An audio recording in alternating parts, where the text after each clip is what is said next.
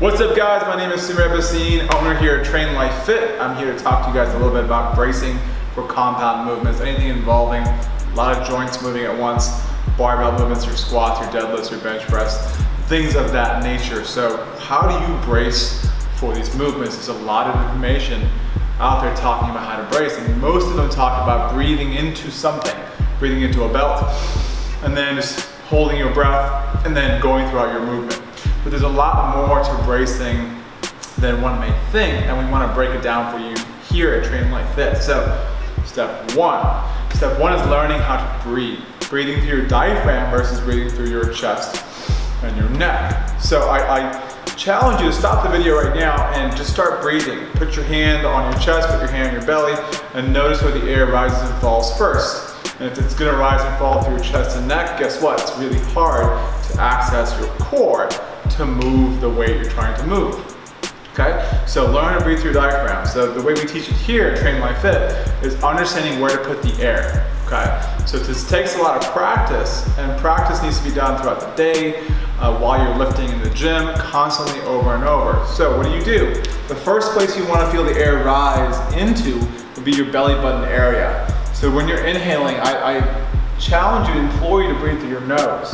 So put the air in through your nose and make sure you're expanding air into this lower half of your abdomen first. Go and try it with me. Now the second place I want you to keep inhaling air into would be the sides, your obliques.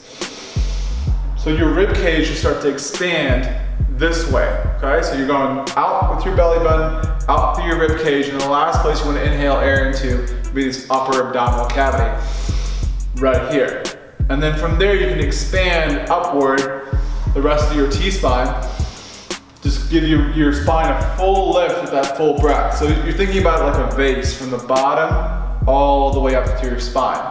But don't rush it to where you just go a little bit here and then going up there again. Otherwise you're gonna lose sensation where you need it to be, which is down here in your midline. So learn that first. Once you get that down, then you wanna create what we call intra-abdominal pressure. It just means a compressed breath. So you got the breath in, here, here, and here. Once you get it in, you're holding it, but once you hold it, don't default back to this again. Keep the sensation down here. And the way you'll think about doing that is about 3 different ways I like to teach it. One is learning how to Kegel first. Guys, girls, both y'all need to learn how to do this. The best imagery we like to use here to your left is taking your rectum and pulling it up into your belly button. You kind of feel this lifting sensation where your T-spine lifts, your butt kind of tucks underneath you. Okay, so go and try that first. Once you get that down, the other places you want to brace from are going to be from your sides and your upper abs. So you think about bracing through your sides, you want to put 2 thumbs, 1 thumb on this side, 1 thumb on this side, your obliques, and you want to pull your thumbs in together to create a nice tight brace through your sides.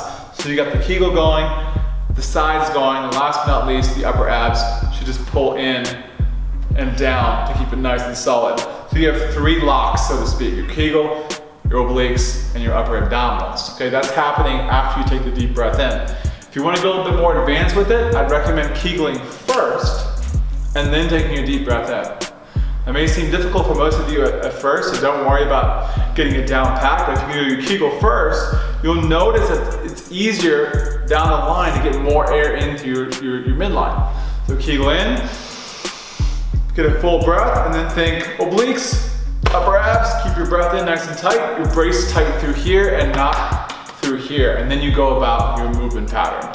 Now the last but very, very important thing to understand is after you've done those things, after you're taking a deep breath in, Kegel's on, sides are on, upper abs are braced super solid, you go and do your lift. It's important that when you're about to lift the weight, whether it's squatting, deadlifting, bench press, when you're going in the concentric or the push phase, or the lowering phase, whatever it may be, lowering or push phase, it's important to reinforce that brace. It doesn't mean that you have to keep taking deep breaths over and over and over, but after you've taken that first breath and you're starting to lock down through your Kegel, the sides, and the upper abs, that you reinforce that engagement, where you're pulling harder and harder rather than just letting it go and forgetting about why you did it in the first place.